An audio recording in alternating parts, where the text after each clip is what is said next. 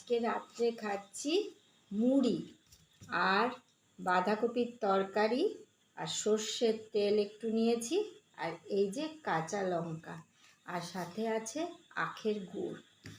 যা দারুণ লাগে না, কে কে খেয়েছো কমেন্ট করে জানাবে। এই রকম করে বাঁধাকপির তরকারিটা মেখে আর একটু লঙ্কা ডলে না, খালি একটু লঙ্কা ডলে নিয়ে, বাবার এই লঙ্কাটা আবার ইয়েই হচ্ছে না, এতক্ষণে ছিল, লঙ্কা ডলে নিয়ে আর এরকম করে খাওয়া, আর তার সঙ্গে একটু আখের গুড়, দারুণ। যে মেয়ে খাচ্ছে আলুর পরোটা, এর থেকে অনেক গুণ ভালো এই জিনিস, ওরা তো খেতে জানে না তাই খায় না, আমার তো খুব ভালো লাগে।